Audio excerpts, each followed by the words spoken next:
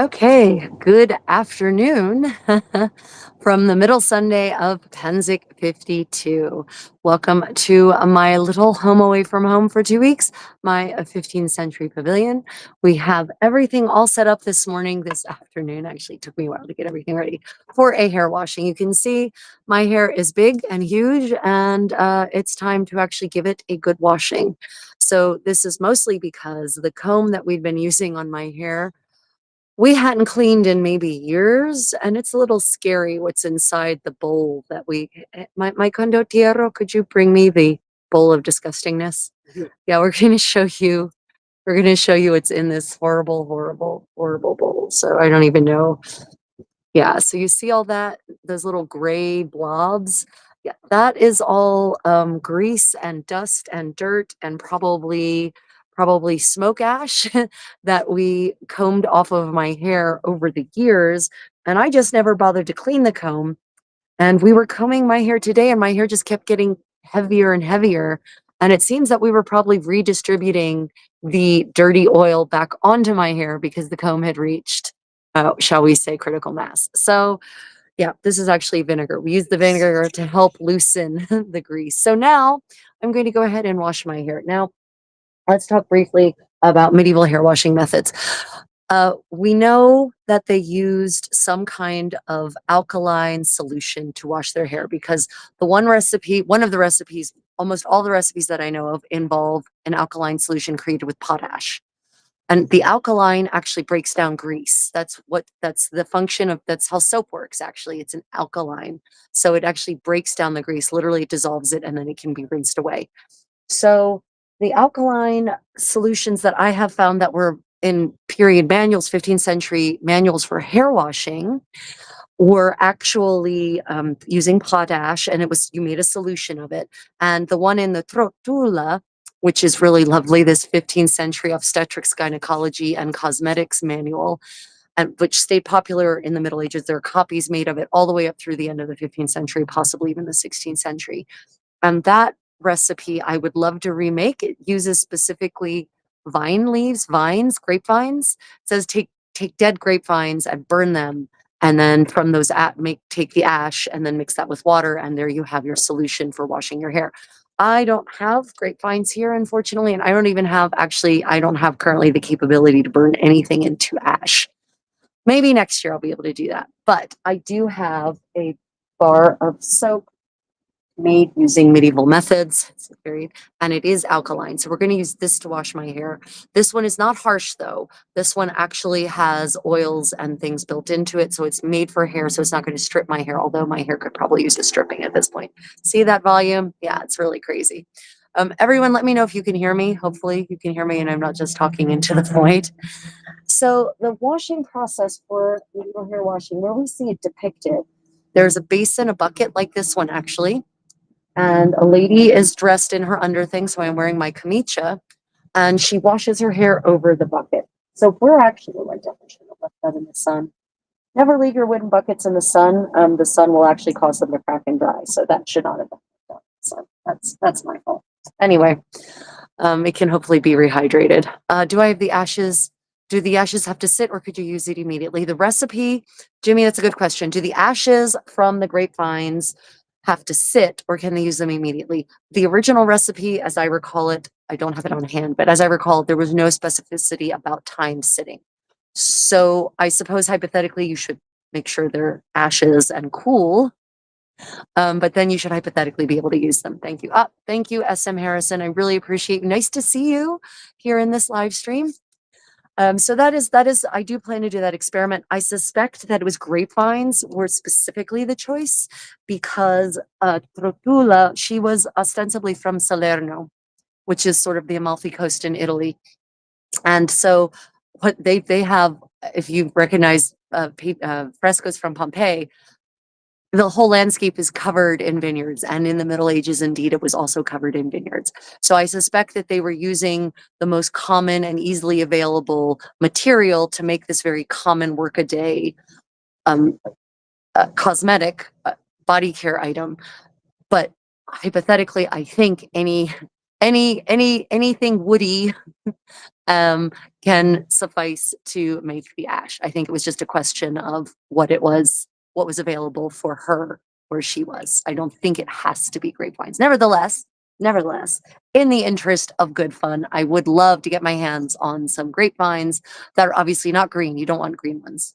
You want something that's a little older and a little more desiccated. Probably, I'm going to assume that they were, and I don't remember if it said this in the recipe, but based on how I understand medieval life and uh, the medieval's approach to the circular economy, I'm going to assume they weren't stripping perfectly healthy viable vines from their grape plants, because obviously that would be a reduction in your grape output and that would impact your income. So I'm pretty certain that they were working with the detritus, the dried branches, dried vines that had fallen on the ground, and I'm confident there would have been plenty to make hair solution for washing hair, because medieval people didn't have to wash their hair that often. They had a different sorts of crap in the air than we have, and they covered their hair more, much more. So, probably women didn't have to wash their hair that often. Unfortunately, the I haven't found anything that specifies. I haven't encountered any tangential references that say, oh, and my lady the countess was known to wash her hair twice a week, which was a lot or which was a little or anything like that. I suspect that they just went by feel. It's like, oh, my hair's feeling a little stiff, a little unyielding, it's getting fluffy, so it's time to wash it. Yeah. Okay. Yeah, and yeah, Jimmy, as you say, they do need to be pruned. Yeah, so I'm confident they weren't just going out there and cutting random branches, right? It was all part of the cycle of the vineyards. And it wouldn't surprise me if, when in the Middle Ages, when they're, and specifically because it was such a circular economy, sustainability was not a matter of morality, but a way of life and a way of survival. I suspect that when they pruned the vineyards, they probably collected all those prunings and kept them in an area specifically for other use, like building fires, like kindling, like turning into ash, because pot ash had a variety of uses, not just for hair care. The medieval people might not have specifically understood per se about alkali or acid, but definitely some people did, because the Arabs did. And the medieval Europeans were translating the Arabic scientific manuals from the golden age of Islam, right, into their various languages, sometimes Macaronic Latin, sometimes the vulgar tongue. So some people did understand, maybe not why, and at the same level that we do now at the molecular or even the atomic level, but they did have an understanding. So, yeah, potash, alkaline solutions, highly used for a variety of purposes. And in fact, that is what fermented urine is. Fermented urine becomes ammonia, and ammonia is very alkaline. And that's why fermented urine was the, Swiss Army knife chemical of the Middle Ages, because it can remove grease from anything. And so anything that from which grease needs to be removed, ammonia was your baby.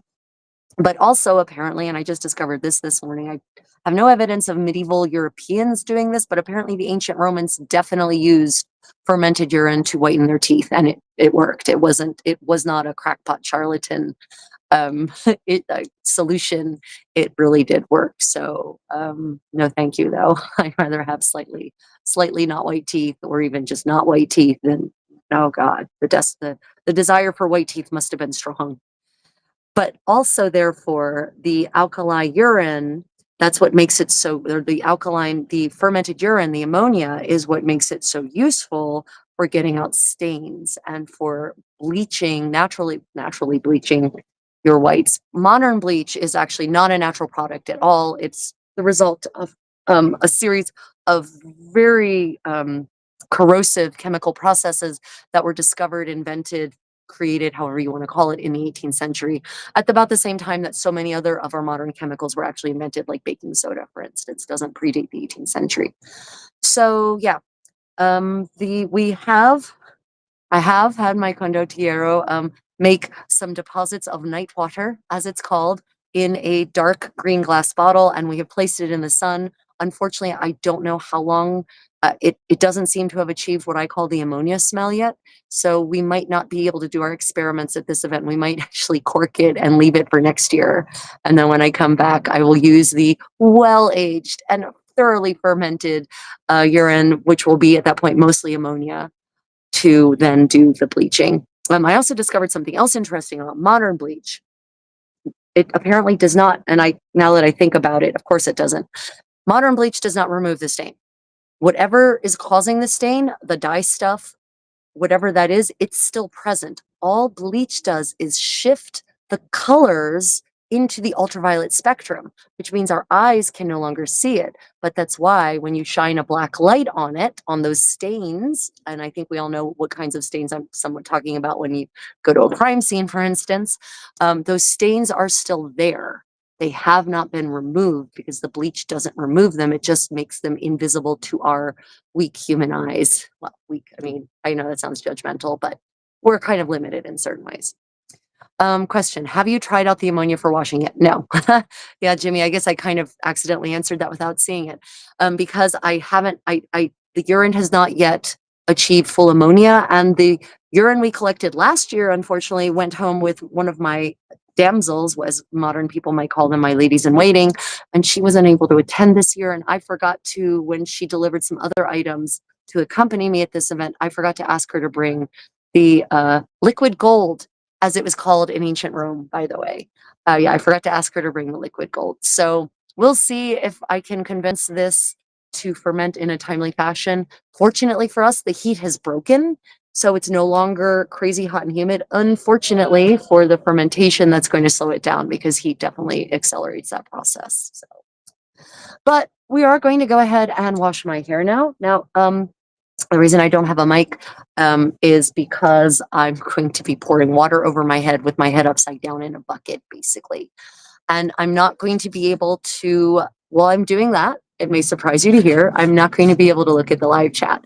So if you have questions that you want me to answer, I'm going to ask that you just maybe jot them down so that you can remember when I am able to once again look at the live chat without, having chemicals run into my eyes, that you can then ask your questions. If you're just chatting amongst yourselves, enjoy. As always, I love a good, productive, healthy community, and I don't mind a little ribbing, and I don't mind a ribald sense of humor, but I think we know there's a certain level of nonsense I won't take. Okay, everyone. So what I have here, I've got my bucket of wonder, the bucket of wonder, right? This was made by an actual Cooper, so I love this thing. I have my beautiful jug filled with, now this is what medieval people would have considered rainwater, but the closest we can really get to medieval rainwater is actually distilled water, because the medieval atmosphere was not completely destroyed like ours is with all kinds of garbage in it. And so rainwater now, it actually cleans the air, which means all the pollutants that are in the air end up in our rainwater. So I would not recommend to use modern rainwater for any medieval experiment. Get distilled water, or purified water, whatever that's called. It does have some minerals reintroduced to it, and rainwater probably would have not really had those minerals anymore unless it had been sitting in some kind of stone container for a couple of days. Then it might have remineralized. So it's pretty close. It's as close as we can get, really, without. Yeah, it's as close as we can get. If you're wondering, this is the pitcher I mentioned that molded. It seems that the salt soaking I gave it may have fixed the molding. Yeah, the water smells fine after it's been sitting in here for a couple of days. I actually, one of the ways that I get away from all the plastic and modern containers in which things like purified water come, is I get giant replica containers like this and decant it all into them, and then that becomes my supply. Yeah. Did they have shampoos? Yes, they had. Well, they had a shampoo, but not like a shampoo like you think. So the shampoo, and I'm using a soap bar here, which is made using medieval materials and a medieval method, right? It's alkali. That's the thing that makes soap soap. They had a hair wash is what I would call it. It's basically a solution made from water and potash from grapevines, as we discussed earlier. So they definitely had water, a hair wash. Shampoo, I feel like if we use the word shampoo, then that conjures up, this thick viscous stuff that slowly drips across your fingers, and that wasn't it. And so that's kind of the complexity of the process, is that you would have a jug with your hair wash in it, and you would flip your head over and you would run the hair wash through your hair, and then you take your comb and you comb your hair. And so the hair wash, basically, because it's alkaline, it loosens all the grease, and then using the comb. Handsomest, could you bring me the comb? Such as it is right now. And the comb, I'm going to show you the comb. Much tighter. Nice. Okay. So here is a replica medieval comb. It's a basic one. It doesn't have any of the beautiful carvings or anything like that. You see it's got fine tines on this side and wider tines on this side. This side is for the initial deknotting of your hair. And then the fine side will get the grease out. And if you, okay, I'm sorry, this is disgusting, but if you look closely between those tines, you can see all of the grease and detritus. And this is after we spent half an hour taking a thin object and picking the grease out. This is what we picked out of the comb. I'm sorry to horrify you all, but that's what we picked out of the comb. And that represents actually years of using this for 2 weeks a year. This is literally my Pennsic comb, and it just lives in my things, which are stored in a facility here. So yeah, so get to see them. yeah, so I always, it never gets cleaned because it's never part of my post-event cleanup. So this would have been the process. Hair wash with your head flipped over the bucket. I'm going to demonstrate that in a minute. But I'm going to actually use my what I would call modernly a shampoo bar, because I don't have the alkali solution here to show that to you. But I'll show you the actual process of flipping my hair over, soaping it up, and then rinsing it, and then or putting the soap in and then combing in, because you would use the hair wash. You pour that over your hair into this bucket, right? And it could possibly be reused depending on how dirty it was. And then you take the comb, because your hair has now basically the grease has been loosened because of the hair wash, the alkali hair wash made with the grapevine potash and your water combination. And then the comb goes through and it pulls out that loosened grease. And that's how you clean your hair, in according to the medieval practices that I have found and documented. Now, if you all have found other processes in the Middle Ages for washing hair, for cleaning hair, let me know. The dry cleaning method medievally is just to use this comb regularly, and that should keep your hair pretty darned clean, actually. It's just when you take the comb that you haven't washed since you started using the comb to clean your hair, eventually it reaches critical mass with the grease and detritus from your hair, and then it just starts redistributing. Ah! Sorry, everyone. I don't know why. I have gremlins. Sorry about that, everyone. Apparently we have gremlins. Yeah, I didn't even touch it. It just sprang off. Medieval India, they had ivory combs. Yes, and in medieval Europe, they also had ivory combs. Wood would be handsome. I don't know why, but this does not want to stay in here. It keeps trying to spring itself free. It's like my wax tablet is trying to escape. So medieval Europe also had ivory combs. They were a luxury item, and I cannot. It really does. For many reasons, amongst them this ethicalness. This can't be a word. Among them, ethicalness. I don't have an ivory comb. I have a wooden comb instead. So yeah. So, but there are many ivory combs that have survived. You could also actually bone, obviously ivory is a kind of bone. So you could also, if I could find a bone carver who wanted to make me a beautiful replica bone, 15th century bone comb, that would be great too. Yeah. Sounds like you're asking me to take up another one. Yeah. Okay. So we're going to go ahead and get started on this. So I'm going to ask, let me just scroll back through the chat to see if I missed anything. Do I have a preference between wood and bone combs? I have only used a wood comb for any length of time, so I cannot speak for a bone comb. I'd love to get a chance to try a beautiful medieval bone comb. Yeah. Comment, the reality of air pollution is such a passive thought normally, but this definitely makes me think. Yeah, Anna, it's crazy. Because I also do dyeing, medieval dyeing, and I thought, oh yeah, I'm just going to put a barrel out and I'm just going to let it collect rain, and then I'll use the rain just like it says in the manuals. And then I started thinking about that more closely. Yeah, that kind of canceled that idea. If they had dandruff, what would they do? They definitely had dandruff. That is a problem that they suffered from. And there are a couple of solutions, and I mean that literally in the sense of materials combined with water, substances combined with water. I just don't remember exactly what the formula for the dandruff solution was. But in the Trotula, Trotula, which you can buy, there's a fantastic translation of it, I think from 2015 maybe, that covers the obstetrics, the gynecology part, and the cosmetics part, because the book covers all those topics. And I'm very certain I remember reading a dandruff treatment in there. There's a couple actually, I think. I just don't remember what they were. I am so sorry. Okay, everyone. So with that, I'm going to go ahead and initiate the process. The sound might not be terribly wonderful because I'm going to be upside down with my head in a bucket. I obviously can't really use a microphone because I'm going to be pouring water over my head, and it's no doubt going to end up dripping down my front. So, oh, great, handsome. I just had an accident with the vinegar with the nasty stuff, and it's all over the beautiful carpet now. Oh, lovely. I have real Persian rugs in here. They're real wool, hand woven, and I just dumped that nasty. I got so excited at the thought of showing you guys how to give me a moment. So I'll just keep talking while I use my comb to comb my carpet and get those nasty greasy bits up. Oh, it's working quite well. Look at that. Look, you can comb your carpet too. How wonderful to know. Oh, it's on my comb though. Let me. That's not going to bring up a lot of comments. Oh, Jesus. Oh, why are people like this? Okay. Okay. Let's get this off of my carpet so it doesn't end up on there again. Okay, everyone. So I'm now transitioning to the bucket. Okay, so I have here, also I have a pitcher of vinegar. And so after I do the wash, I'm going to do the vinegar just because my hair responds best with a little bit of vinegar. Yeah, the alkali gets the grease out, and then, you know, hair being a protein, it responds really well to acid. So I always do a vinegar rinse afterwards. That being said, I can't remember offhand reading about treating one's hair with acid for any particular reason.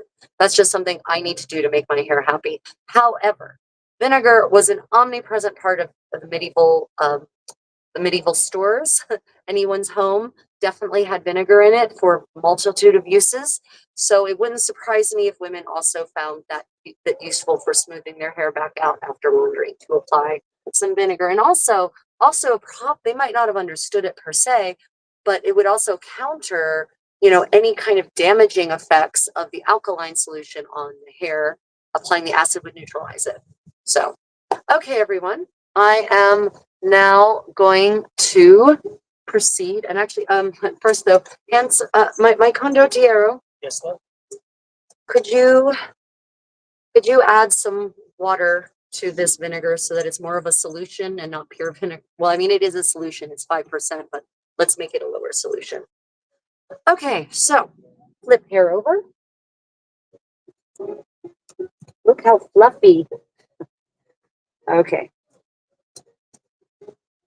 Unfortunately, I decided apparently to wear my kamicha for this, and my kamicha has big annoying sleeves. So I'm actually going to do something to fix these sleeves. I'm going to actually tie them up so they don't come down during the washing. I should, if I were to actually display this fully, I should actually be wearing my gamora and or a kirtle. I'm wearing neither of those things. So you're just getting the full kamicha effect. But because I do not want my sleeves down in the water with me, I'm getting water poured over it just because it won't hurt the sleeves. I don't care about that. It will just be annoying. Okay, so flipping my hair over. Now, I'm going to water. Yes. Oh. How much? Fill it up.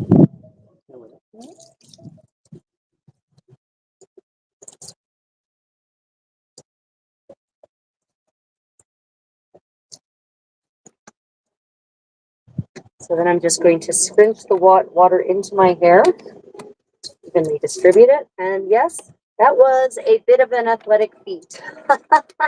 Just in how lifting that very heavy pitcher over my head at that angle. It's not the easiest thing I've ever done.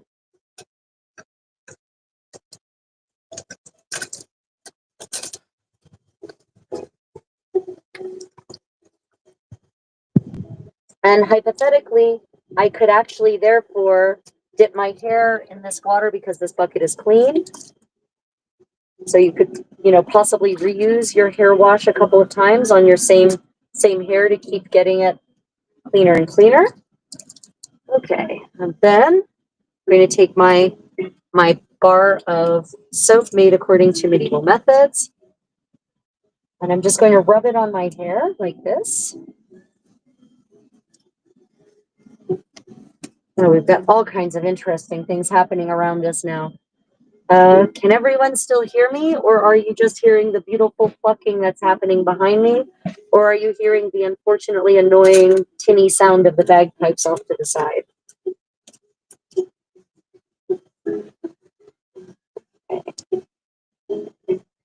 So if you use a shampoo bar, especially one that's made according to historical methods, you won't get the kind of sudsing that you might be accustomed to. You'll feel that the water is slippery, right? That it's more slippery than it normally is, but you're not going to get the kind of big bubbles. That's they add specific chemicals to make the bubbles of modern shampoo bigger so that you feel like you're getting more out of it. It's a psychological trick rather than anything having to do with practicality.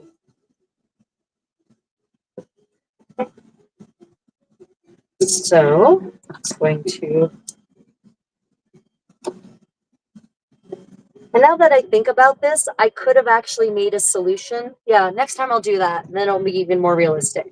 So thinking about this, I could have taken my shampoo bar here and just let it soak for a little while in the vase of water, in the pitcher of water, and then that would have actually made a pretty approximate hair rinse to the recipe in the trotula. The difference is that this has had some olive oil added into it, not just saponified oil, but actual olive oil, so that it's a little bit moisturizing.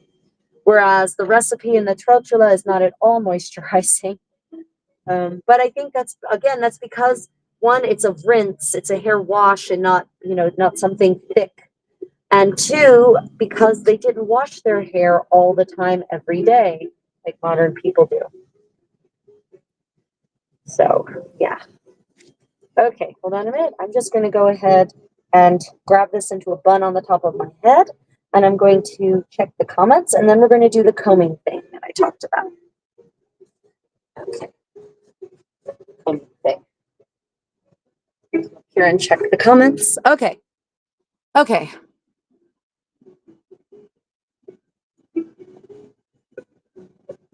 Okay, we can still hear you. Great, fantastic. I can hear you and the tinny sound. Nice. Okay. Questions, anyone? Yeah, no bubbles. Sorry, Raj. I mean, there's little bubbles, but it's not like a big giant bubble bath, right? Okay. So I'm now going to take my comb and I'm going to comb gently, because remember, when your hair is wet, it's actually weaker. Water weakens animal proteins. So that's why when you wash a fabric like silk, you want to wash it on delicate, because water weakens proteins. Animal proteins. Water weakens animal proteins. Water strengthens plant proteins. So cellulose-based fabrics actually are stronger the more hydrated they are.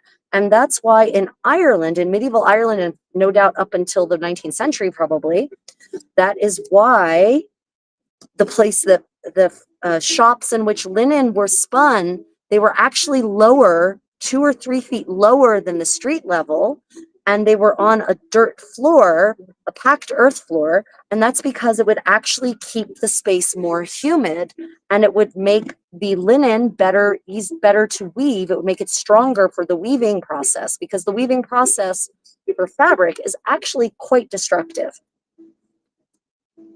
So as I said, first we use the wide side of the comb.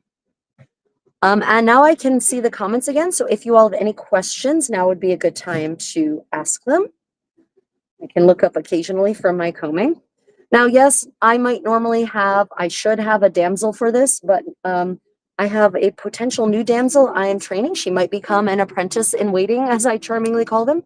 Stay tuned for that good news. But right now she is actually at a viola da gamba lesson, learning how to play viola da gamba even more awesomely. Actually, I think she's probably playing a VL, but with viola da gamba. It's a stringed instrument that's sort of like the forebearer to the cello, kind of. For those who don't know what that is. Anyway, so she's not here and I need to get this done. So here we are together, you, you all and I. So yeah, when you're combing your hair, wet hair, just remember to be more gentle with it, to start at the ends and work your way up. Doesn't matter if it's a brush or a comb.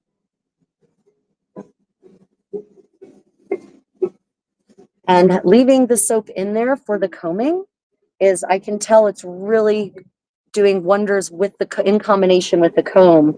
I can feel my hair getting lighter, physically lighter, as grease is removed, and grease and God knows what else.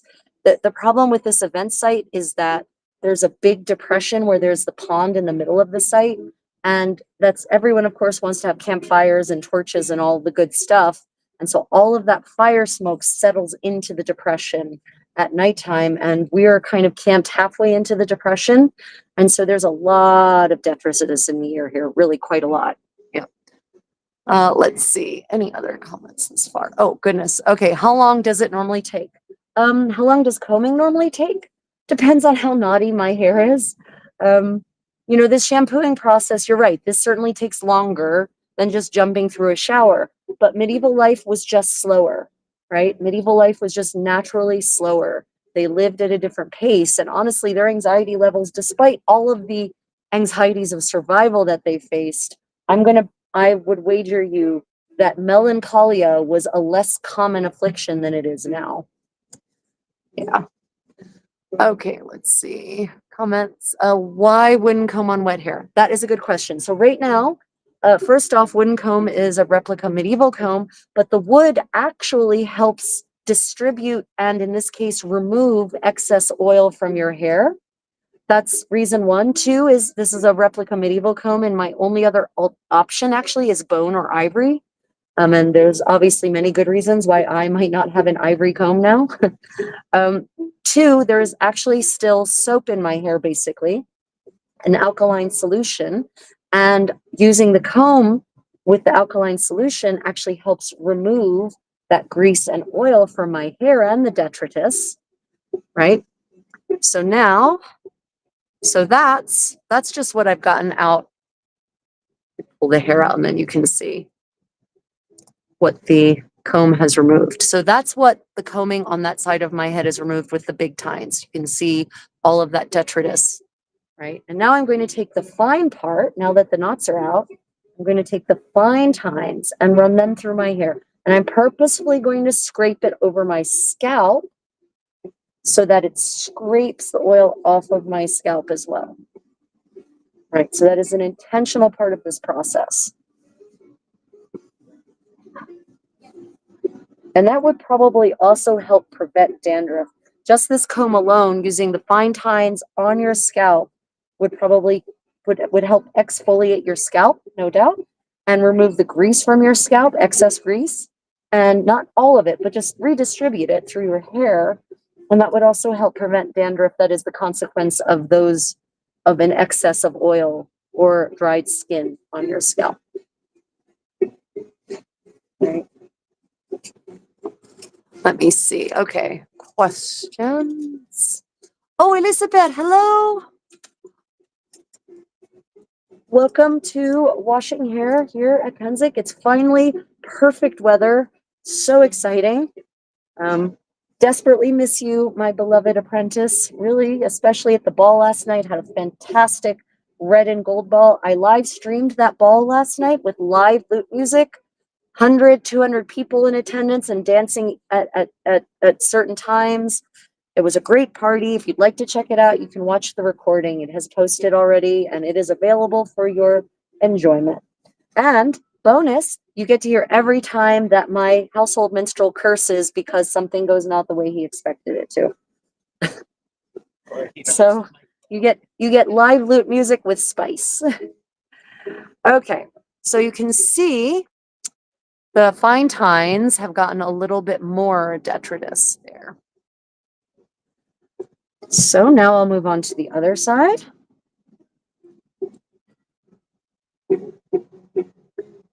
Oh, yeah. So no, okay, Bereka, no problem. Good question. So I used a soap made according to medieval methods with the addition of a little bit of olive oil. But now that I think about that, I think I remember reading in one of the manuals that provides soap making recipes that they mention adding olive oil to it, or walnut oil or walnut oil. So the soap, the original hair wash that would have been used, that I know for certain was available, and not necessarily the only one, but the one of which I'm personally aware is a hair wash solution made from burnt grapevines that are burnt until they become ash. And then that ash is mixed with water, and it's made into a solution that they then used to pour over their hair, like I demonstrated just a few minutes ago. And then they comb their hair wet, because with the hair wash solution being alkali, it dissolves the grease, it loosens the grease, and therefore the detritus clinging to the grease on one's hair. And then with the comb, you comb all that loosened detritus and grease out. And if you think about it, this precludes the need for lots of water to rinse it all out, right? The comb is part of the rinsing process. It's part of the washing process. So this is a very low water method of washing your hair. Yes, it takes way more time. Absolutely. But honestly, this is more enjoyable because I'm just sitting here on my beautiful Persian rugs, enjoying some music in the background, listening to the cicadas tell me they're getting hot. And I'm just combing my hair. No rush, no panic. Actually, I do have someplace I need to be, but I'm pretending I don't.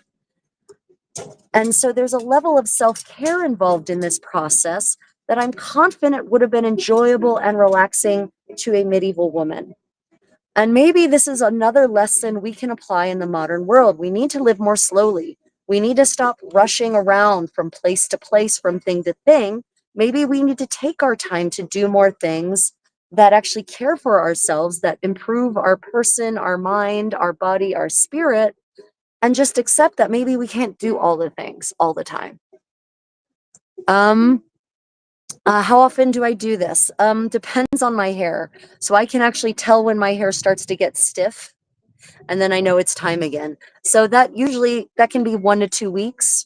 How often I need to wash my hair? Depends on where I am too. Won't they catch cold being wet for too long? So notice I'm not wet. My hair is. So normally, if you see the depictions of women actually washing their hair in the 15th century, they are wearing what they thought of as underclothes, but is way more than we. So I'm just wearing my camicia. They would have been wearing a gamora or a kirtle over top of that. And then they would wash their hair that way. So they wouldn't actually be cold. And when you look at the depictions, they're doing it next to a fire. So I very much doubt they would have caught cold from it. Yeah. Because they would have been wearing more clothes, and they would have been doing it next to a fire or a brazier. Or if it's in the summer, then it doesn't matter because it's summer. And even in medieval Europe, summers got warm. So let me see. Are there any wooden combs available for purchase at Pennsic? The mother and daughter dancers were terrific. Oh, thank you, Susan. Yes, there are. Effenwalt Whistle actually has a shop. I think it's called Camelot Treasures. Something like Camelot Treasures. That's where I bought my replica wooden combs from many years ago. I would trek with Camelot Treasures, but I bet there are other merchants here that also sell wooden combs, because I certainly have seen them in various places over the years. Okay, other questions I may have missed. Is this a process done by elites, or was it done by common masses as well? So it can be harder to document how the common people live, because obviously no one is chronicling their lives. And also, manuals on health and cosmetics are not aimed at that level of society. So it can be sort of hard to tell. And so I honestly don't have an answer for you. But for certain, the answer would vary based on when and where in Europe, because the 1,000 years that is the Middle Ages is not a monolith, and Europe is not a monolith. Literally, the situation could differ from the same era going from Florence to Bologna. You might have a completely different situation for the common masses. And what counts as the common masses is actually also different in terms of socioeconomics from region to region. But I honestly cannot recall. There's this work called Piers Plowman that does talk about the lives of common people, but I don't remember if it talks about bathing habits. But in general, it seems that even at the common level, that the little bit I have read, they were also concerned with cleanliness, right? And even again, even common people, peasants, like literally the farmers, they had they had they had busy times and they had less busy times. And so they too could even take a time, once a week, once a month, once every so often, to do things like this. And they would probably do it communally, right? If you're in a household with a bunch of women, I could well imagine that maybe the women would all get together and do their hair wash their hair at the same time. Okay, so now I have combed my hair. I've combed through with the soap in it. And now I'm going to do my rinse.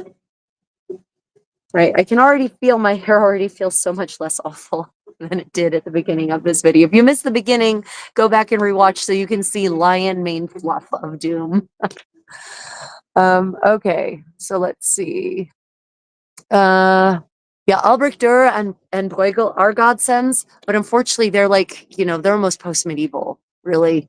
So they don't, we can't tell how much what they're depicting, how true that is for, say, a century before. I try never to assume that things stay the same. I don't like to make that assumption, because humans are innovative and curious and always looking for new ways to do things at every level of society.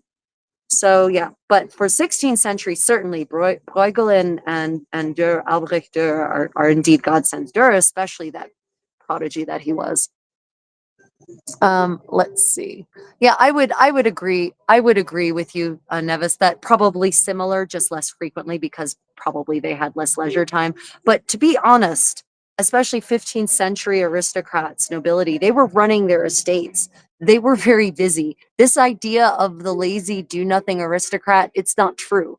Now maybe the lazy do nothing knight who goes on errantry while his lady wife handles the business in the estates, that I could certainly see. Yep, for certain. Yep, definitely. That was certainly a thing. But yeah, the women, noble women, were led extremely busy lives in the Middle Ages, because they were business. They ran it. They ran a corporation basically, just without the corporate structure. Okay, so actually, I should have said what I'm about to do. I'm now about to do the hair rinse. So I'm going to. This is just, as I said earlier, this is just modernly purified water. It's the closest I think we can get really to medieval rainwater, given the pollutants in the air nowadays. And then this is a vinegar solution. I think it was a 6%, 5% vinegar. It was a 5% vinegar solution originally. And then we cut it about 1 to 2 parts with water, 1 part vinegar, 2 parts water. So first I'm going to rinse with the purified water, and then I'm going to do a vinegar rinse, because my hair is happiest with some vinegar rinsing to it. That's just the kind of hair I have. Okay, let me just, one last round of questions before I vanish into the bucket again. Okay. Yeah, okay. Any questions before I vanish into the bucket? Yeah, Nevis, absolutely.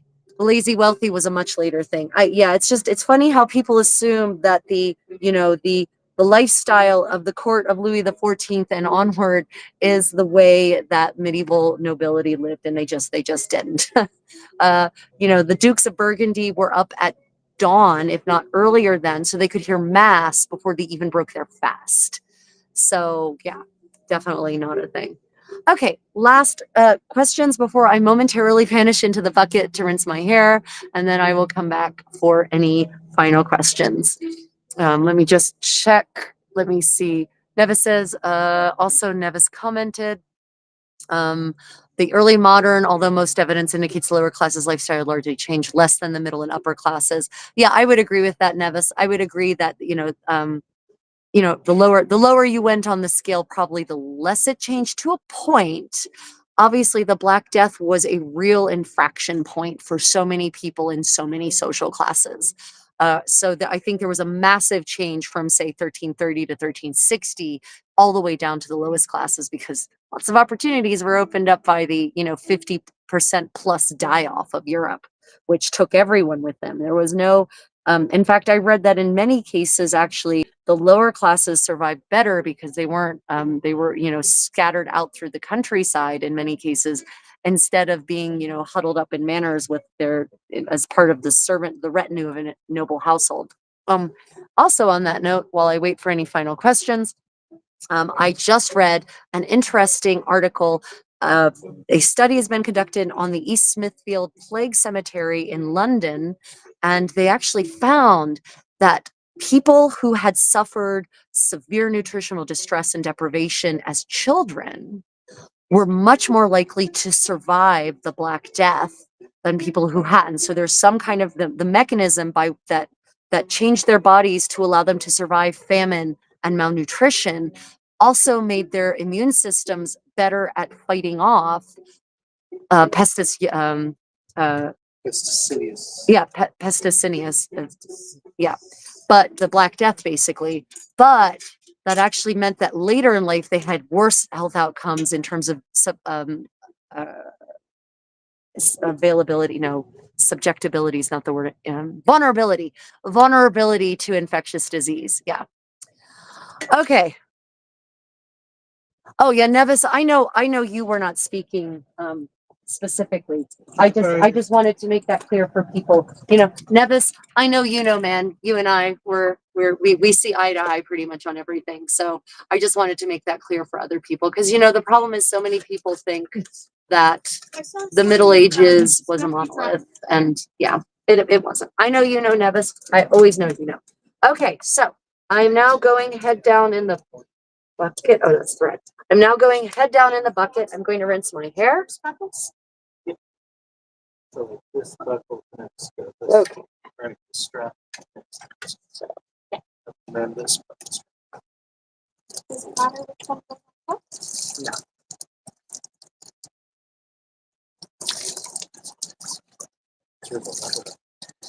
And I'll show you the water in the bucket. It's turning white, which is the soap, not my not my hair. But it's gratifying because I can see the soap rinsing out.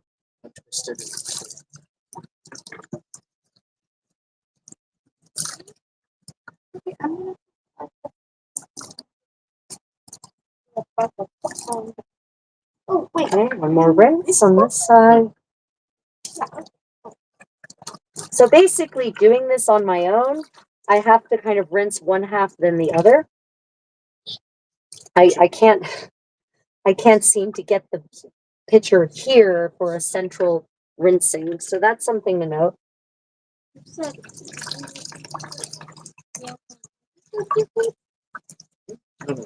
Oh, there's some leather. Okay. That's looking good. One more rinse.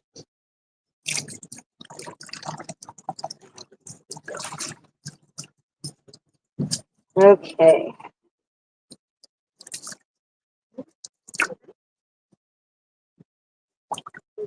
Okay. And now the vinegar rinse to finish it off. This will also get any last bits of the soap out.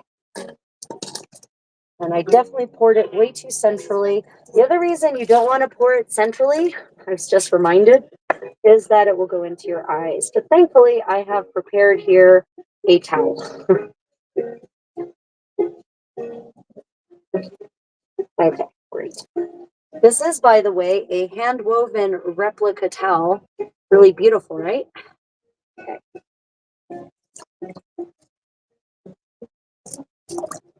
I'm just going to do one last vinegar rinse to make sure I've gotten it all out. And this time I'll aim much less centrally. In fact, I'm also going to dilute this a little bit. I think I needed to dilute it even more.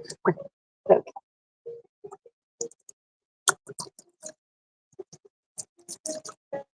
Definitely this would be easier with a companion to do the pouring, but the depictions I've seen are nearly always a woman on her own. So I decided I will do it on my own, therefore. Okay, here we go. And I can feel that my hair is all nice and clean.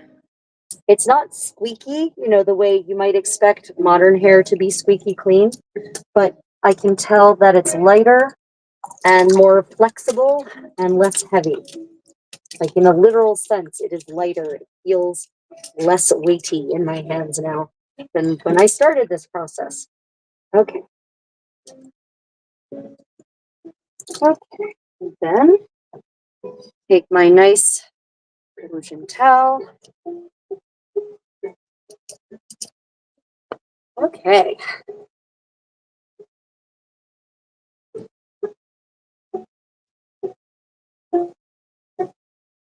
I don't know if you can all clearly, here's the water, the rinse water in the bucket.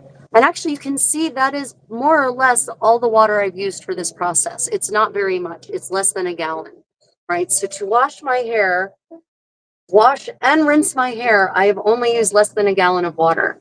So clearly this method is very efficient in terms of water consumption, which, would have been a concern medievally, not necessarily from the perspective of consuming water itself, and certainly not from the perspective of treating wastewater, but it would have been a concern in terms of if you wanted hot water, making the hot water and hauling it upstairs, or hauling it upstairs full stop if you don't have a fantastic water distribution system like the Davanzati had in the Palazzo Davanzati. Yeah. Okay. Yeah, ash solution in one's eyes sounds horrifying. Yeah, for certain. So I think lessons learned here, lessons learned or lessons reminded, since I don't get to do this very often. If you're going to do this, definitely pour one side of the head and then the other side of the head. Do not pour straight around the back of your neck, the nape of your neck, because then the water is literally just going to flow over your face and in your eyes. Oh, so lovely. Yeah, otherwise, I'm really liking how everything feels. It's obviously not dry yet, and it won't be dry for a little while. And I've got actually to get dressed. But I'll let you know. I'll try to I try to chronicle how it looks after it's dried for you. Question: is it white vinegar or apple cider vinegar? Would they have access to both? This is white vinegar. They would have had access to something very like white vinegar. Apple cider vinegar, I actually haven't read about apple cider vinegar. Um, let's see, no, white vinegar is made from distillation, isn't it? They definitely had wine vinegar. And They had to have that. they had to have had apple cider vinegar because they had apple cider.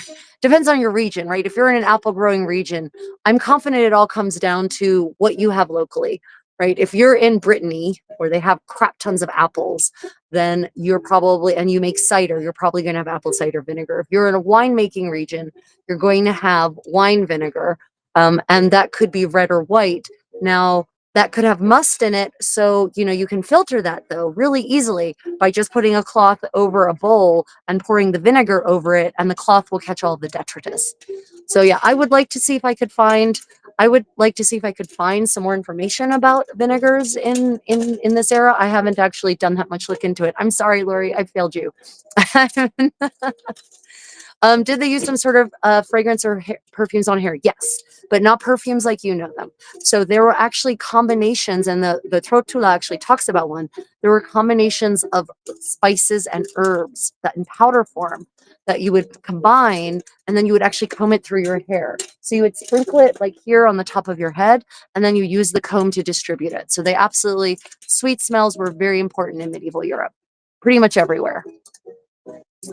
Let me see. Questions up. Sorry.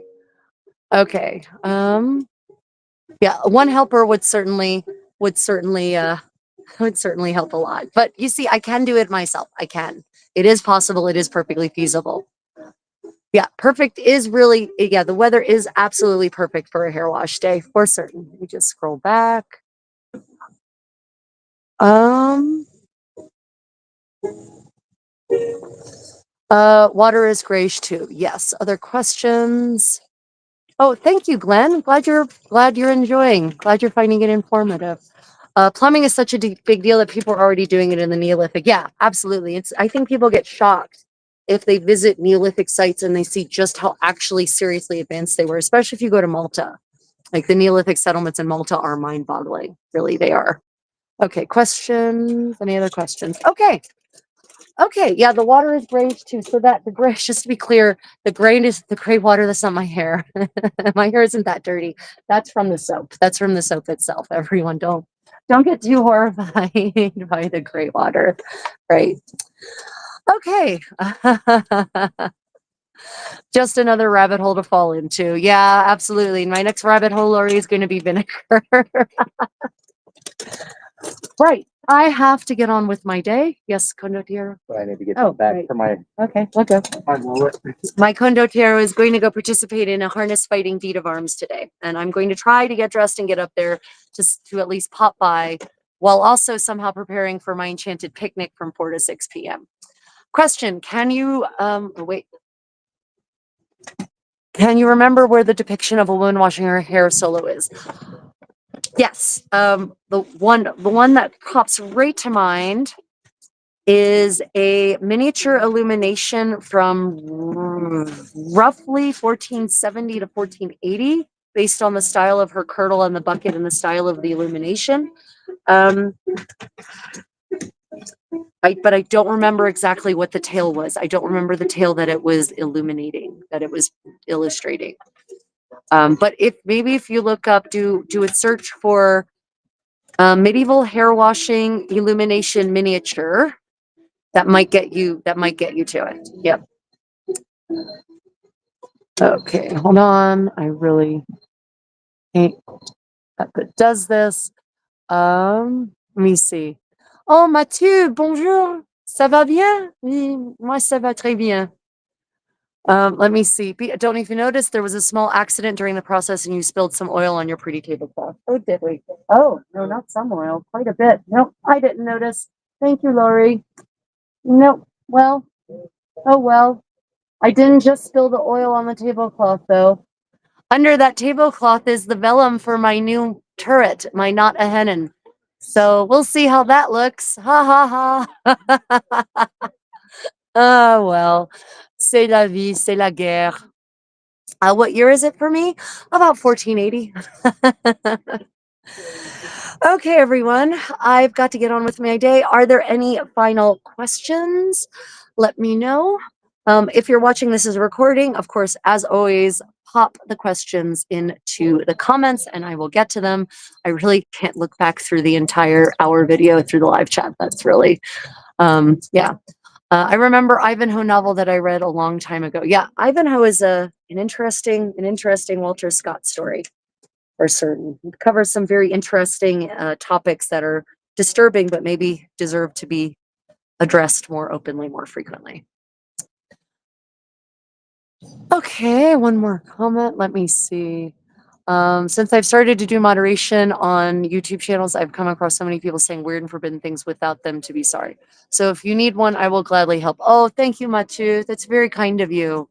Yeah, I'll let you know. I have a couple of moderators, but sometimes they're not always available when I am, especially when I'm traveling the world like I always do. Oh, well, welcome, Max. Thank you for joining us. Welcome to my community. I hope you come back for more.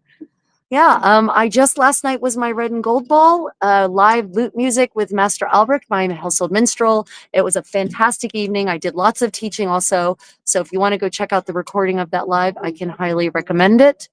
Yeah, it is what it is. Anyway, everyone, I will see you all later, no doubt.